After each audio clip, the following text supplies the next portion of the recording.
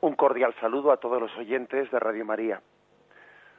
Un día más, con la gracia del Señor, proseguimos el comentario del Catecismo de nuestra Madre la Iglesia.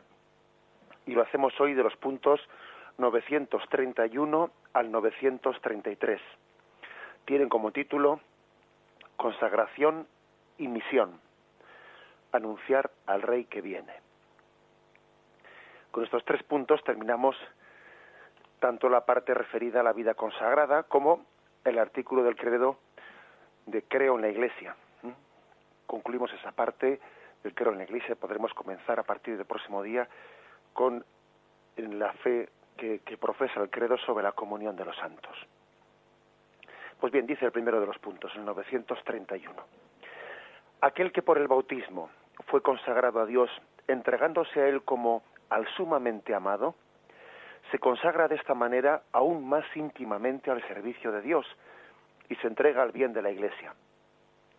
Mediante el estado de consagración a Dios, la Iglesia manifiesta a Cristo y muestra cómo el Espíritu Santo obra en ella de modo admirable. Por tanto, los que profesan los consejos evangélicos tienen como primera misión vivir su consagración, pero ya por su misma consagración se dedican al servicio de la Iglesia, están obligados a contribuir de modo especial a la tarea misionera, según el modo propio de su instituto. Bien, el primero de los puntos, pues, habla de una consagración, de un estado de consagración a Dios que manifiesta a Cristo, muestra al Espíritu Santo. Ese sería quizás un punto importante, ¿no?, para que insistamos. Es decir, en la vida consagrada es para alabanza de la Trinidad. Para alabanza de la Trinidad. Juan Pablo II en Vita Consecrata pues insiste mucho en esto. La vida consagrada, la vida del religioso, no puede entenderse sino para alabanza de la Trinidad. En primer lugar, como iniciativa de Dios Padre, que, como dice el Evangelio de San Juan, atrae hacia sí, a sus criaturas. Nadie puede venir a mí si el Padre no lo atrae. Dice en Juan capítulo 6, versículo 44. Nadie puede venir a mí si el Padre no lo atrae. La vida consagrada es una manifestación clara de ello. Ha sido una iniciativa de Dios Padre, que nadie piensa que los religiosos y los consagrados están ahí porque ha salido de ellos esa iniciativa, porque se les ha ocurrido irse pues a un convento o a un instituto o lo que sea. No es así. La iniciativa es de Dios Padre, que tiene un amor especial a una criatura suya y le encomienda una misión especial. Y respondiendo, ¿no?, pues a esta invitación, acompañada por una atracción interior, ¿no?, pues que se llama vocación, ¿no? Uno ha sentido una vocación. ¿Qué quiere decir? Ha sentido una atracción especial. La persona llamada se confía al amor de Dios, que le quiere, le llama a un servicio exclusivo y a una consagración total. Por lo tanto, en primer lugar, la vida consagrada proclama, manifiesta delante del mundo la experiencia del amor gratuito de Dios o la grandeza de Dios. Dicho de otra forma, creo que muchas personas pueden llegar a conocer qué grande es Dios y qué grande es su amor y su llamada al ver a las personas consagradas. Muchos pueden llegar a hacer la siguiente deducción: ¿cómo será Dios para que unos hijos le respondan de esta forma? Es una buena reflexión, ¿no? De la misma manera que muchas veces nos ocurre pues que no comprendemos lo que es el pecado hasta que no vemos a Cristo en la cruz muriendo por el perdón de los pecados, y uno deduce qué grave será el pecado para que Cristo muera en la cruz para perdonarnos.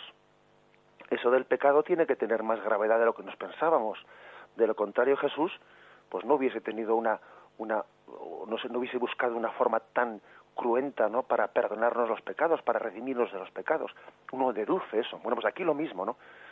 Uno dice, qué grande debe de ser Dios, qué grande debe ser su amor, ¿no?, para que unas personas le respondan de esa forma, para que esa joven haya entrado en un convento de clausura, ¿no? que muchas veces igual eso, por ejemplo, le impacta a la gente, ¿no? Hoy esa joven ha renunciado pues al ejercicio de su libertad y de muchas cosas, ¿no? Y va a estar encerrada en esas 4 paredes, ¿no? Pero ¿cómo será esa llamada que ha recibido? ¿Cómo será ese amor de Dios Padre para que esa persona le responda de esa forma? Esa es una primera reflexión. O sea, la vida consagrada pues manifiesta la iniciativa de Dios Padre. Manifiesta que es un amor gratuito, que es un amor gratuito el de Dios hacia todos nosotros. Porque claro, nosotros cuando vemos pues he puesto el caso, ¿no?, de esa joven que va a un convento de clausura, pensamos, qué gran sacrificio que ha hecho, ¿no? Y posiblemente esa joven nos diría, no, qué gran sacrificio, ¿no? Qué don tan grande me ha hecho Dios, qué regalo tan grande. Es decir, allí donde nosotros, igual exteriormente, vemos una faceta, pues la vida consagrada nos manifiesta que es mucho mayor el don que nuestra respuesta, que nuestro sacrificio. ¿Que exige sacrificio? Sí, claro, pero el sacrificio es proporcional al don. Nosotros no seríamos capaces de hacer ningún sacrificio, ninguna renuncia, ¿no? Tan pobres somos si no fuese porque hemos sido bendecidos con un don superior, ¿no? O sea que se está aquí subrayando, ¿no?, la experiencia del amor gratuito de Dios. Dios ama gratuitamente, y ama de tal forma que Él mismo nos da el don de responderle. Hasta tal punto, ¿no?, se remarca este aspecto, que la vida consagrada es una iniciativa de Dios, ¿no?, de Dios Padre, que Santo Tomás de Aquino habla de que la respuesta proporcionada, ¿no?, de una persona consagrada a una llamada de un amor tan incondicional es equiparable, dice Santo Tomás de Aquino, a un auténtico holocausto. ¿Qué quiere decir esto de holocausto? Pues bueno, digamos que había distintos sacrificios, ¿no?, en el Antiguo Testamento, sacrificios en los que uno ofrecía a Dios una cosa en el altar y una vez de haberla ofrecido, pues bueno, pues ya se quedaba con ella, se quedaba con ella. Imaginaos pues que uno, pues yo qué sé, que en las fiestas patronales, pues ofrece en el altar pues los productos del campo, ¿no?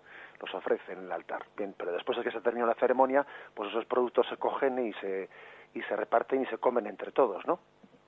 Pero el holocausto era, no, que el sacrificio que se ofrecía a Dios no era para ofrecerlo y luego quedártelo tú, sino que allí mismo se quemaba y se ofrecía a Dios como para no volver a tomarnos nosotros lo que se había ofrecido para Dios. Ese era el sacrificio del holocausto. Bien, pues pone este ejemplo para entender cómo es el sacrificio o sea, la ofrenda, mejor dicho, de la persona consagrada. Porque todos estamos ofrecidos a Dios, entendámonos, todos. Pero Santo Tomás dice que es un sacrificio de holocausto porque no es un ofrecimiento para luego ser utilizado según nuestra iniciativa, sino que es un ofrecimiento para consumirse plenamente, ¿no?, al servicio de esa llamada de Dios en la vida consagrada. Hay una diferencia, ¿no? Una diferencia que es que una cosa es ofrecer a Dios pues una ofrenda concreta y material, una cosa es ofrecer a Dios nuestras cosas y otra cosa es ofrecernos a nosotros mismos. La vida consagrada, a través de los 3 votos, en pobreza, castidad y obediencia, remarca mucho que lo principal es ofrecernos nosotros a Dios. No tanto ofrecer cosas a Dios, sino ofrecernos nosotros. La vida religiosa remarca que cuando hacemos una ofrenda de una cosa concreta a Dios, de una limosna o de un sacrificio, tendrá valor en tanto y cuanto sea reflejo de mi entrega personal.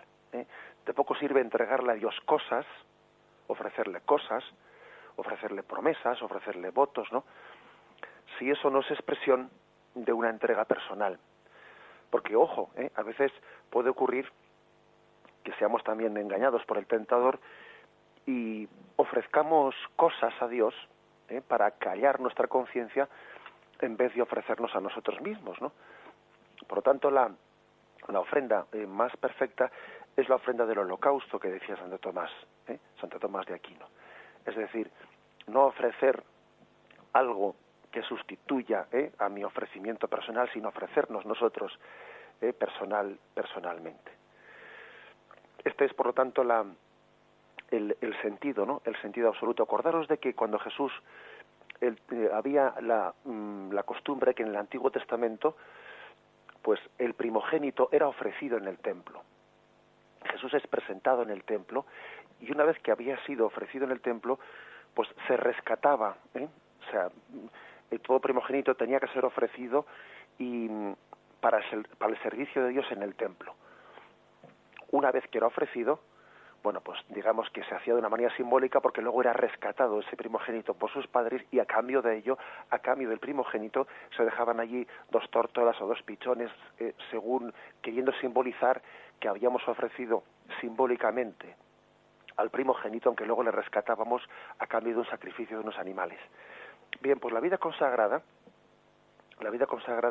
es esa ofrenda de auténtico holocausto en el que nuestro ofrecimiento no es rescatado a cambio de esos animales que rescatan al primogénito, no, sino que nuestra vida, la vida de todos aquellos que son consagrados a través de los 3 votos, la vida del consagrado es la ofrenda de la propia persona. No te ofrezco algo a cambio, no, es mi propia persona ofrecida como respuesta a un amor, a una llamada de un amor gratuito. Ese es el aspecto, digamos, clave, ¿no? De esa llamada de atracción. El Padre atrae con una llamada de atracción de iniciativa absoluta, de un amor gratuito. Vamos a reflexionarlo y continuamos enseguida.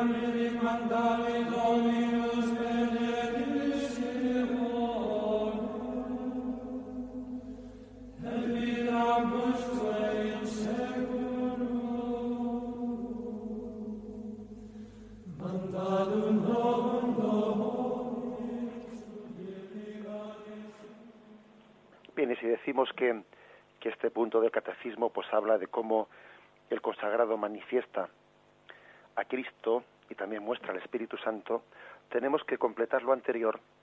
Una vez que hemos dicho que la vida consagrada es iniciativa de Dios Padre, hay que decir que es el seguimiento a Jesucristo, Y Juan Pablo II, en ese documento de Vita Consecrata, vida consagrada, remarca que el Hijo Jesucristo es el camino que conduce al Padre y que orienta toda nuestra existencia, y especialmente en la vida religiosa así se manifiesta, ¿no?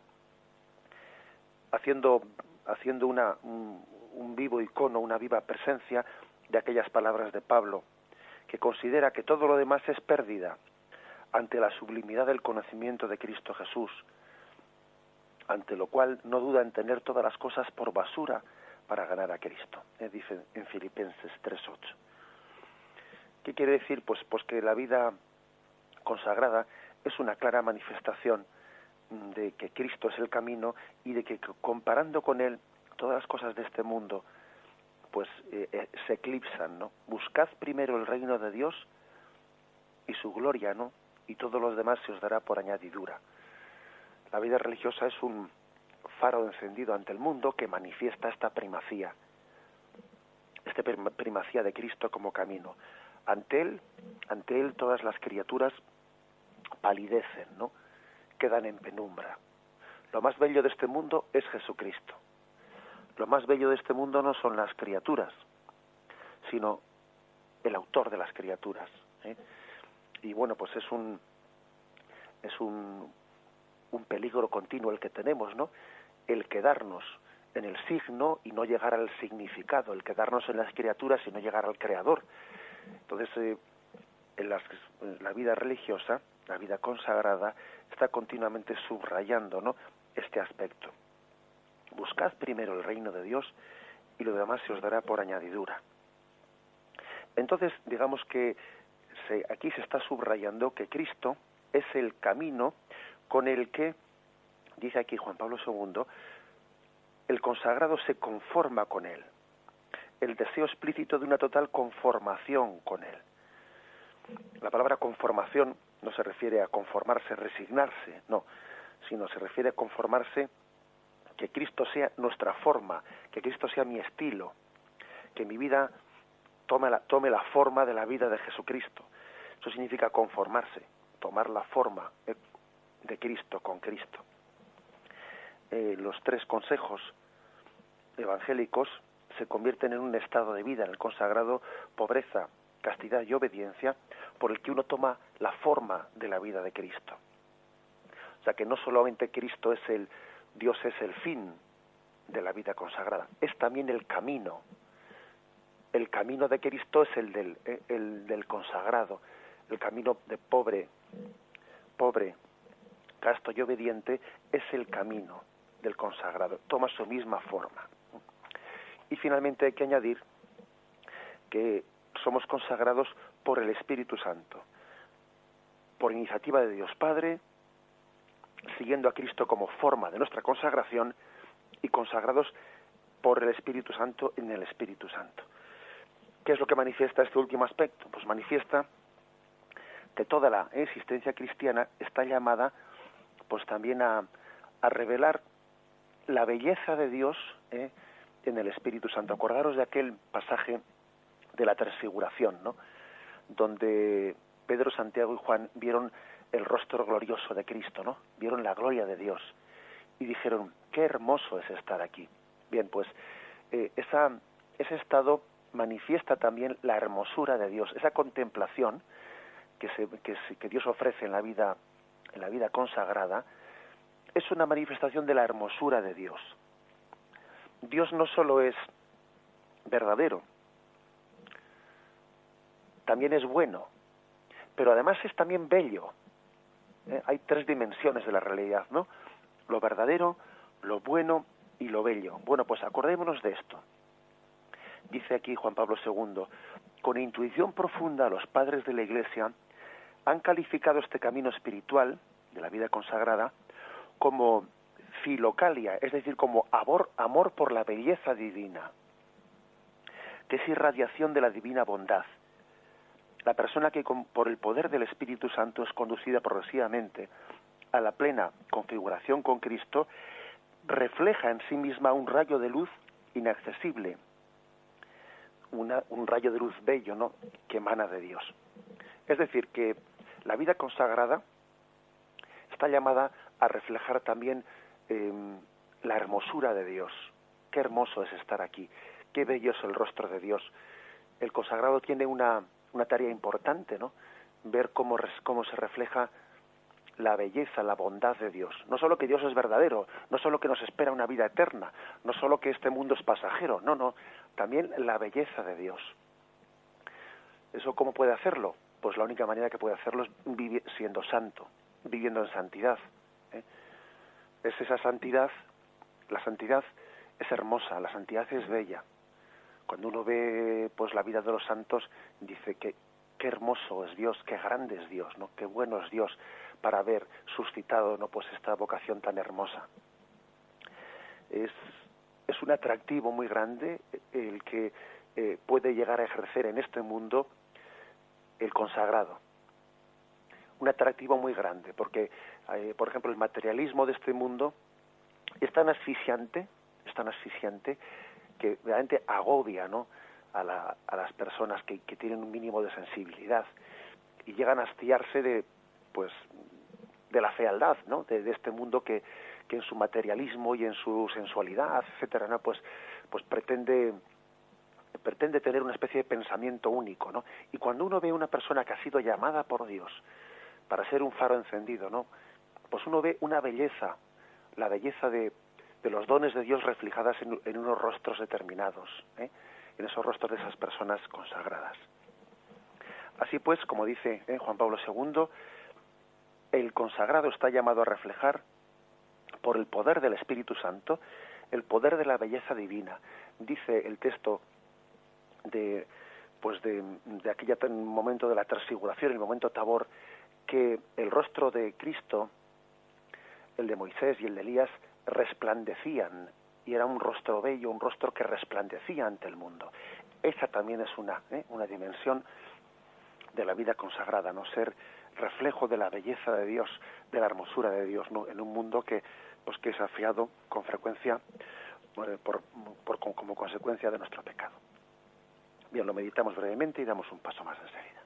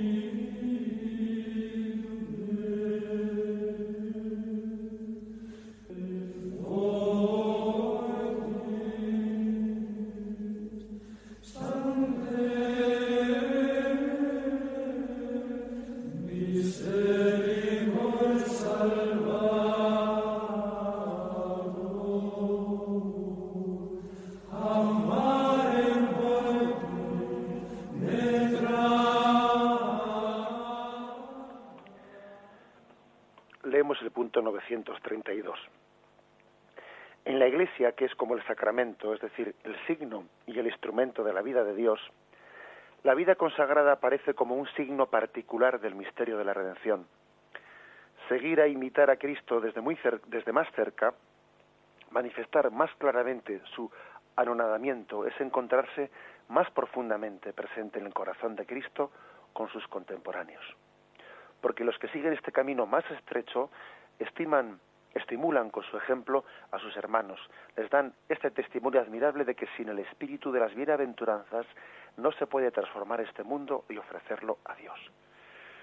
Bueno, fijaros que en este punto se insiste mucho en una especie de superlativos, ¿no? Desde más cerca, más claramente, más profundamente, una senda, un camino más estrecho. Bien, esta manera de remarcar, por una parte, indica que el camino, la dirección que toma el consagrado no es distinta del laico, es la misma dirección. Son los mismos consejos evangélicos los que abraza, solo que añade más claramente, más profundamente, más estrechamente, añade ese superlativo, ¿no?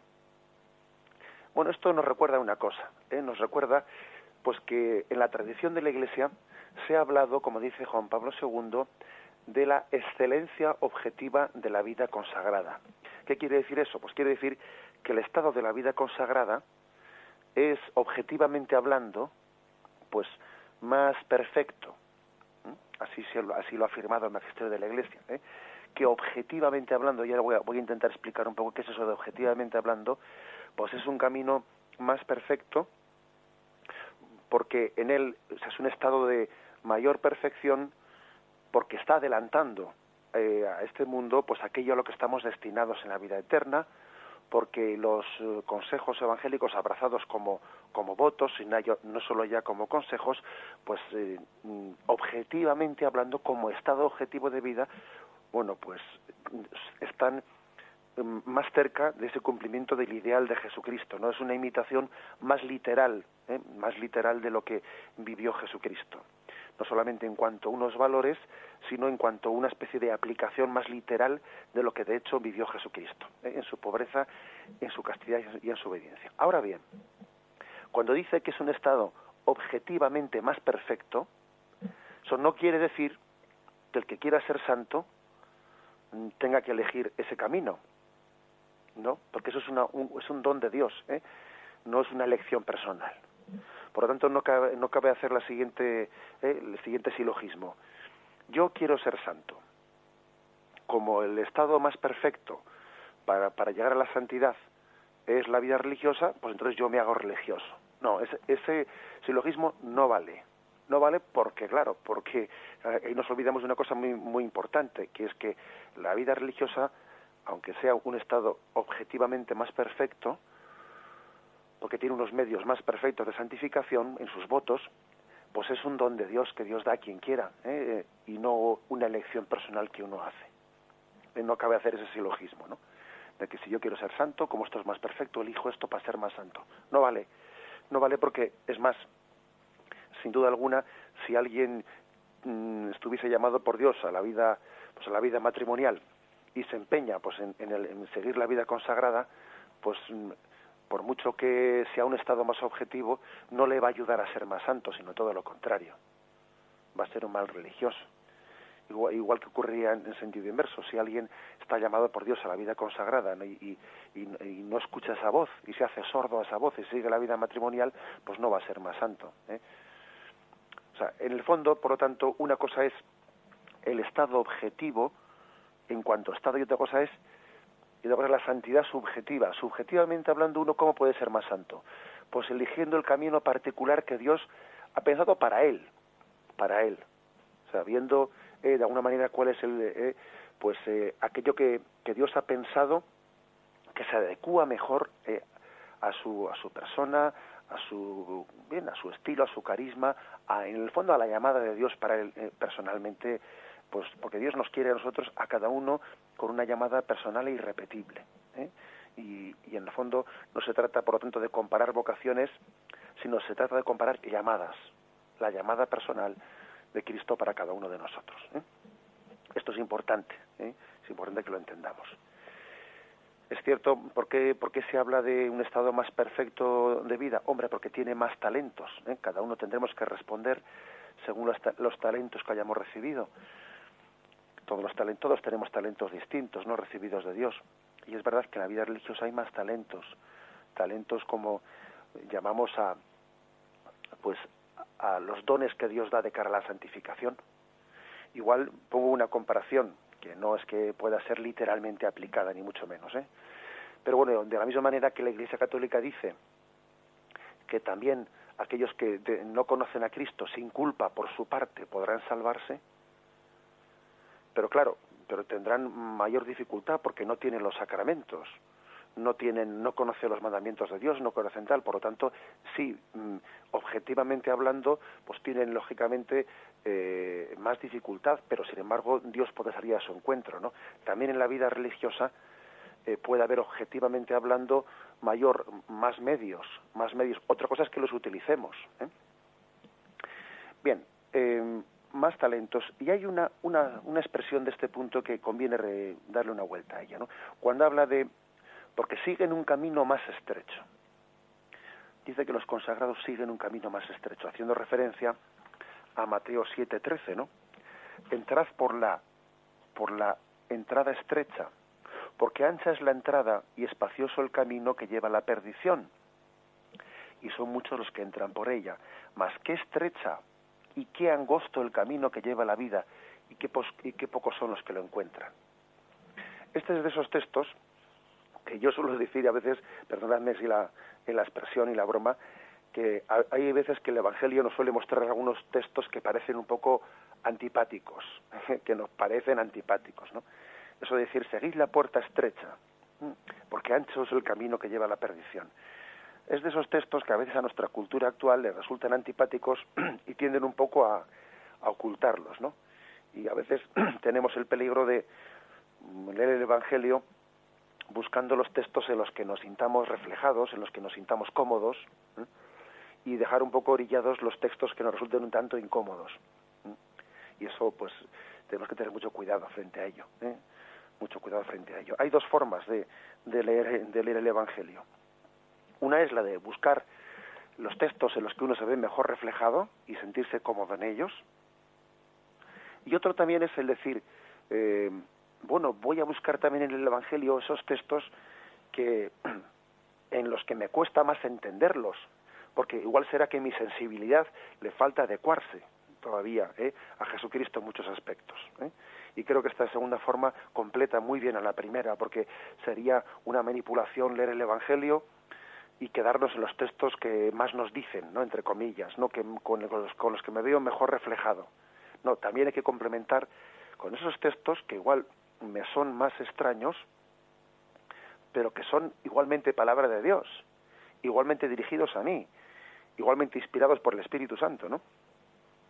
Por eso cuando dice el Evangelio esto de que los religiosos entran por un camino más estrecho, y se nos recuerda que Jesús nos dijo a todos, entrad por la puerta estrecha, pues hay que decir que la manera de entender esto es que el don de Dios es un don, me refiero al don del seguimiento a Dios que tenemos todos los bautizados, ¿no?, y que tienen de una manera especial los consagrados. El don de Dios es un don que es un regalo, es un regalo, pero por mucho que sea un regalo, eso no quiere decir que no nos cueste.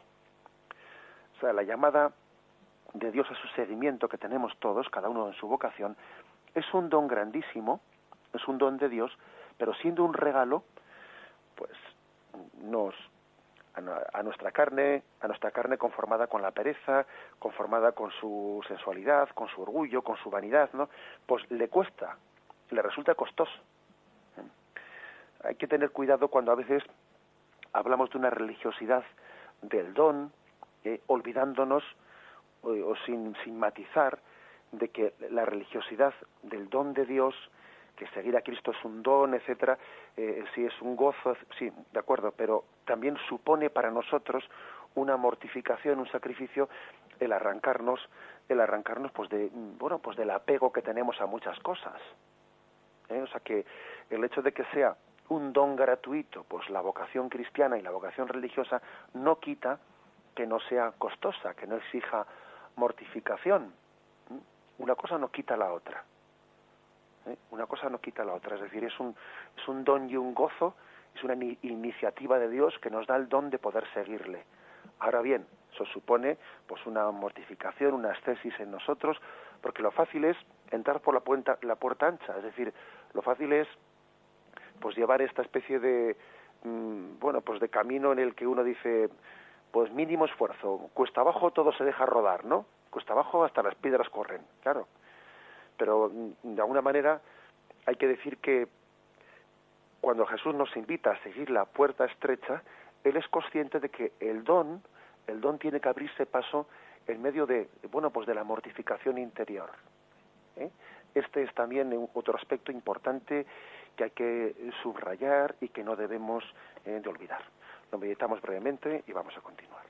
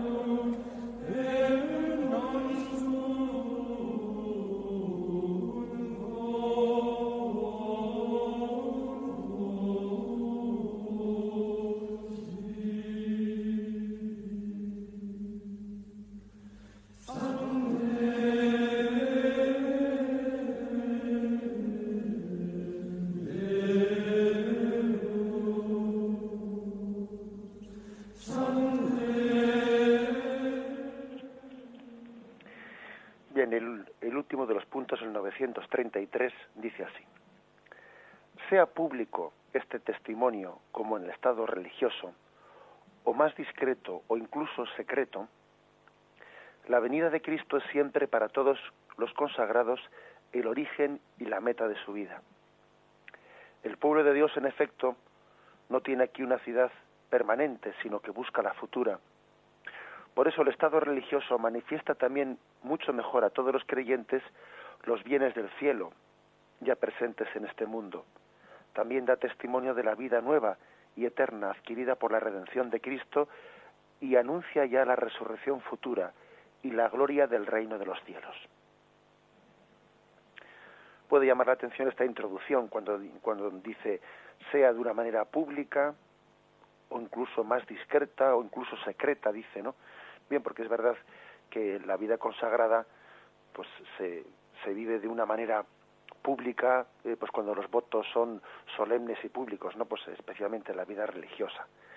Sin embargo, como ya hemos dicho estos días anteriores, pues hay otras formas de vida consagrada que no llegan a ser vida religiosa, donde pues puede ser que se profese esos votos de una manera más íntima, en los institutos seculares, en otras sociedades de vida apostólica, o incluso consagraciones personales de una virgen consagrada, incluso llega a decir incluso secreto, porque es posible que en algunos contextos concretos, pues la Iglesia permita que una persona se consagre íntimamente sin que lo sepa, esté consagrada a Dios con los 3 compromisos o con los 3 votos, sin que lo sepa su entorno.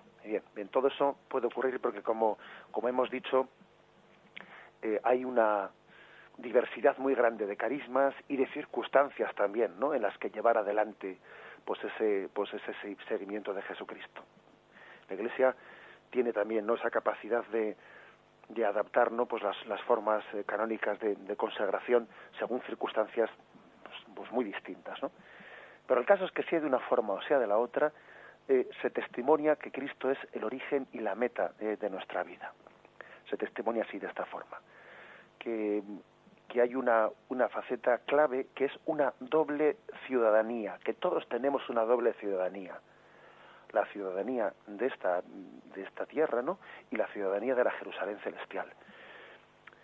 Quizás los bautizados, los laicos, de entre esas dos ciudadanías, remarcan más la ciudadanía de la Jerusalén terrena. Los religiosos remarcan más la segunda ciudadanía, la de la Jerusalén celestial. Pero tanto uno como otro, tanto los laicos como los consagrados, tienen las dos ciudadanías. No olvidemos eso. Es cierto que en el caso de los bautizados, pues se remarca más la primera. Es cierto que en los consagrados se remarca más la segunda, la ciudadanía de Jerusalén celestial. Pero ambas dos se complementan. Y el consagrado le recuerda al laico, que toda esa tarea temporal, ¿no?, en la que está entregada en su vida, en la fábrica, en lo otro, no es sino un signo, no es sino una transformación de este mundo en preparación del reino de Dios que está por venir. Y el laico le recuerda al consagrado, pues que ese reino cuya venida él está anunciando se tiene que realizar en esta vida, ya en esta vida, y no únicamente esperando la vida futura, sino que tiene que comenzarse a realizar aquí. O sea que yo creo que hay un equilibrio entre las dos, entre pues la vida religiosa y la vida, pues la espiritualidad propia del laico. Una remarca más un aspecto, pero sin olvidarse del otro. Lo mismo que cuando decimos que uno tiene una vocación a la vida contemplativa o a la vida activa, pues hombre, es una manera de reducir, porque todos tenemos que tener las dos dimensiones, la contemplativa y la activa, solo que en grados distintos. También una monja de clausura tiene, dentro de su primacía por la vida contemplativa, tiene también un aspecto de la vida activa, y dentro del monasterio pues se le dan tareas distintas, pues la tarea de la huerta, la tarea del torno o la tarea de tal. Hasta en la vida contemplativa también tiene que haber una dimensión de vida activa. Y hasta en la tarea más activa que nos podamos pensar, tiene que haber también una vida contemplativa. O sea que se remarca más un aspecto, pero sin olvidar el otro, sin olvidar el otro. ¿Qué es lo específico, lo que más remarca, en lo que se distingue, ¿no? Pues en la vida religiosa sencillamente de la vida del laico? Pues que en la vida religiosa se subraya sobre todo el Maránata, ven Señor Jesús. En la vida religiosa se subraya especialmente aquello que está por llegar. Se subraya a Cristo como el origen y como la meta. El aspecto escatológico, el aspecto de la vida futura, es lo que se remarca especialmente. Sin olvidar, como hemos dicho, sin olvidar que eso se desarrolla pues en esta vida, que comienza ya el reino de Dios en esta vida. Como dice el punto 931, que le hemos pasado un poco por encima, dice que la consagración se traduce en una misión, y se cita aquí el punto 783 del Código de Derecho Canónico, donde dice que por su misma consagración los consagrados se dedican al servicio de la Iglesia, están obligados a contribuir de modo especial a la tarea misionera. O sea que, ojo, no pensemos únicamente en la vida consagrada como una referencia a la vida futura. También esa referencia a la vida futura se traduce en un servicio misionero. Porque, fijaros, como decía el cardenal Newman, y concluyo con esto, ¿no? Pues hay dos dimensiones importantes, y decía él, ¿no? Hablando de lo que es la gracia que se vive en esta vida y lo que es la gloria que se vive en la vida eterna, ¿no? Decía él, la gracia es la gloria en el exilio.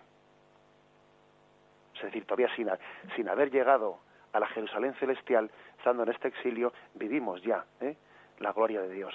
La gracia es la gloria en el exilio. Y decía él, y la gloria es la gracia en casa. Cuando ya esto que estamos aquí construyendo, ¿no? Esto que estamos aquí intentando transformar este mundo conforme a los valores de Cristo, conforme a las bienaventuranzas, cuando esto se consume en el cielo, entonces decía el cardenal Newman, entonces la gloria será la gracia ya en casa, mientras que la gracia, esto que vivimos en esta lucha diaria, ¿no? Es todavía la gloria de Dios en el exilio, sin haber llegado todavía a la Jerusalén celestial. Bien, vamos a concluir de esta forma pues esta explicación del catecismo. Como decimos, pues el próximo día vamos a dar un paso más en el credo, y después del creo en la Iglesia vamos a pasar en la comunión de los santos. Será a partir de mañana. Ahora podéis llamar para hacer vuestras llamadas o vuestras aportaciones al teléfono 917 107 700, 917 107 700.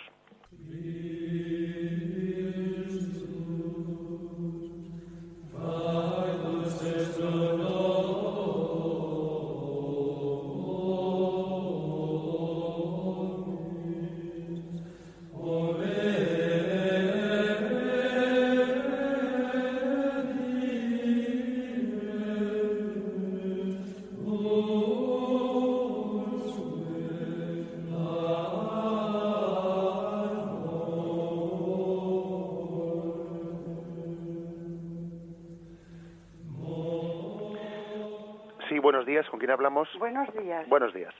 Soy María Luisa. Buenos días. Mire, es que me ha encantado el programa, pero voy a decirle una cosa que se me ha ocurrido a mí, que a lo mejor estoy equivocada. Que aunque la vida religiosa es una consagración más perfecta y más completa, es entregarse totalmente a Dios, pues yo pienso que en cada estado de la vida, porque Dios nuestro Señor a unos les llama al matrimonio, a otros les llama la vida consagrada en el mundo, a otros les invita a ser misioneros seglares, a otros pues la vida religiosa, la clausura o enseñanza, lo que sea.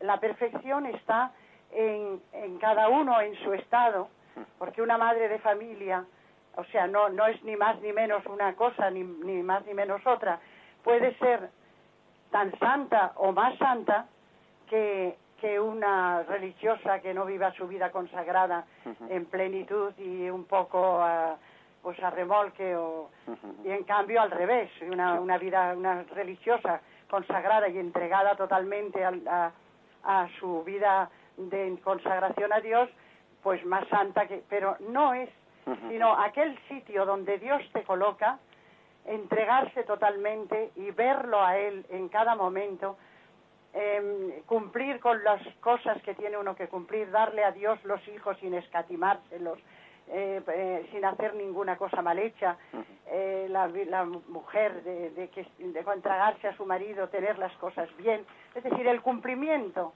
perfecto por amor a Dios en cada estado está la perfección también. Ahí está, sí. De acuerdo, le aporto una pequeña aportación a lo que usted dice y le agradecemos su llamada. Pues ciertamente la oyente os ha remarcado una cosa que hemos querido decir en el programa, ¿no? Que es que una cosa es que un estado sea en sí mismo pues más perfecto porque realiza unos votos, etcétera, que serán los votos que, bueno, será la forma de vida que se tenga en la vida eterna, y otra cosa es que en esta vida pues la santidad se llega cada uno por el camino por el que Dios le ha llamado, ¿eh?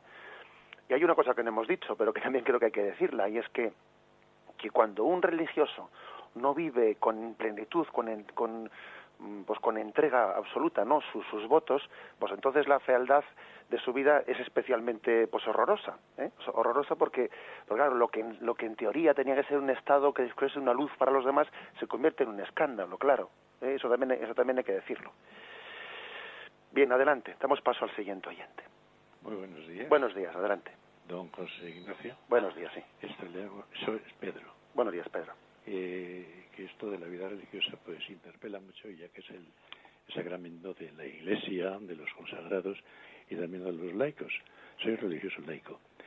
Esto me llama mucho a mí, me interpela lo del seguimiento, que viene a ser lo mismo que decir la llamada, ¿no?, aplicada pues a los consejos evangélicos, que uno los profesa pues voluntariamente. Entonces por eso siempre está la perfección que viene después, con aquello de que me ha interpelado mucho también lo de la palabra de Newman, la gloria con la gracia. No había entendido yo nunca aquello del exilio, que viene a ser, pues yo creo que es cuando uno todavía no está dentro de la Iglesia siguiendo los consejos, y aquello de la casa, como tener una gloria en casa, que dicen en Castilla, pues tenemos una gloria, y llaman ellos al piso bajo, que calientan del invierno, y entonces los demás duermen arriba, y dicen, pues pero no se pueden tener las dos glorias, suele decir el pueblo. Sí. Pues gracias por esa explicación, gracias. Sí, la verdad es que yo, lo de ese ejemplo de Cardenal Newman, de la gracia y la gloria, se refiere no tanto a la vida consagrada o la vida o al bautizado, al laico, sino se refiere más bien a esta vida y a la siguiente. Es decir, la gracia que vivimos en esta vida, tanto los religiosos como los laicos, es la gloria de Dios, pero todavía en el exilio, o sea, estamos por llegar a casa, que es la Jerusalén celestial. Y la gloria que tendremos en la siguiente vida será la gracia que estamos viviendo ahora ya, pero en casa, en su lugar definitivo. Bien, damos paso al siguiente oyente. Hola, buenos días. Buenos días, adelante. Soy Mari Carmen de Bilbao. Buenos días, Mari Carmen. Y quiero darte las gracias, José Ignacio, porque, vamos, por lo menos a mí me ayuda mucho, me das, Radio María, yo la escucho desde el 11 de marzo, cuando los atentados, fue como un impacto muy grande, que oí el primer muerto, el segundo muerto, y ya dije, voy a buscar Radio María, toda hecho, porque me habían hablado de ella y no la encontraba. Y bueno, pues me ayuda, es como tengo una necesidad de Dios, de Jesús, es el que es mi amor, ¿no? Pero te quería decirte una cosa y a ver lo que me cuentas, que yo hice una promesa y no la pude cumplir. Y yo sé que Jesús me perdonó en la cruz todo lo que he hecho, ¿no? Pero yo no me lo perdono. Y hoy mismo, cuando has hablado de la promesa, mi corazón se ha encogido y no sé perdonarme. Y quiero a la gente decir que nunca prometan nada si no saben que no van a cumplir, porque luego es un dolor tan grande. No lo sé, igual es por lo que le quiero, porque no le quiero todo lo que quiero quererle, pero eso, tengo ese dolor. De acuerdo, María. Y eso quería decirte, bien. A ver qué me dices. Vale, muchas gracias por tu llamada. Bien, la verdad es que sí que es cierto que no es es conveniente como sistema, como método habitual, ¿no? Pues el hacer las promesas no es conveniente que una espiritualidad esté muy basada en promesas personales, ¿eh? Yo creo que no es necesario para un sano desarrollo de nuestra vida espiritual el ejercicio de muchas promesas, etcétera, ¿eh? Yo creo que no. Eso de hacerse tiene que ser algo, pues yo diría más bien muy especial, muy ocasional, y además siempre con el consejo de un director espiritual, algún director espiritual que vea también y discierna y ayude a discernir pues la prudencia de esas promesas. Creo que eso es bueno decirlo. Y con respecto a esa dificultad de perdonarte, bueno, pues es que a veces nos damos cuenta que el don de Dios nos supera a nosotros, ¿no? El Señor nos ama a nosotros más que nosotros a nosotros mismos. Eso es que en el fondo el Señor tiene más misericordia, ¿no?, que nosotros hacia nosotros mismos. El amor de Dios nos supera a nosotros, ¿no? Creo que en el fondo también debemos de aprender todos, ¿no?, a perdonarnos en Cristo, es decir, a no desconfiar, ¿no?, del amor de Cristo que se entrega por nosotros, ¿eh? Creo que hay que tener también una confianza en Él que llegue hasta eso, ¿eh? Hasta eso. Bien, damos paso a una última llamada. Buenos días. Buenos días. Mire, me han dicho que sea muy breve. Bueno. Nos ha explicado usted muy bien la vida religiosa, también los institutos seculares también, y quería yo que me dijera algo de las prelaturas personales. Bien, de acuerdo, ¿eh? Aunque sea brevemente, pues vamos a hablar de ello. Las prelaturas personales es otra forma, es una forma jurídica de organización de la Iglesia, pero que no está ligada a la vida consagrada, ¿eh? La prelatura personal es una forma jurídica aprobada por la Iglesia, pues en algunos casos. No sé exactamente cuántos casos hay, pero bueno, pues quizás uno de los más conocidos dentro de la Iglesia pues sea el Opus Dei, que es una prelatura personal.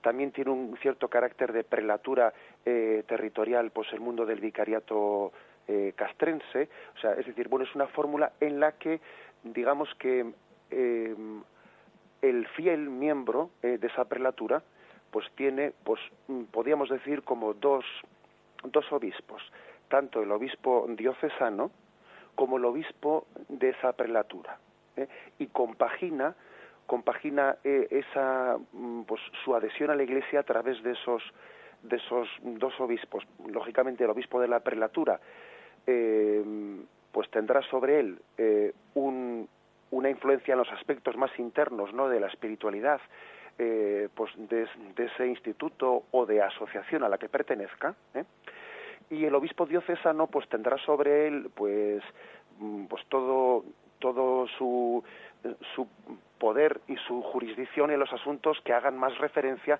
no tanto al carisma interno, sino pues a la vida o a la entrega diocesana que tenga, por ejemplo, esa persona que pertenece a esa asociación, pues por ejemplo en la medida en que se entrega en aspectos de la pastoral diocesana, Por lo tanto, la prelatura personal es una configuración en la que hay un obispo que tiene no ya una diócesis concreta a su cargo, sino que tiene una institución concreta, una institución concreta. He puesto el caso del Opus Dei o he puesto el caso de la Vicaría Castrense, una institución concreta que no está demarcada en un territorio, sino que puede estar extendida en distintos lugares, y los que forman parte de esas prelaturas pues tienen una vinculación con la Iglesia en una fidelidad pues tanto al obispo diocesano en un sentido de la pastoral diocesana como al obispo de la prelatura pues en el sentido del carisma interno de esa prelatura. Bien, tenemos ya el tiempo cumplido y damos gracias a Dios pues por haber podido tener este rato de compartir y de profundizar más en el catecismo de la Iglesia. Me despido con la bendición de Dios Todopoderoso, Padre, Hijo y Espíritu Santo, descienda sobre vosotros. Alabado sea Jesucristo.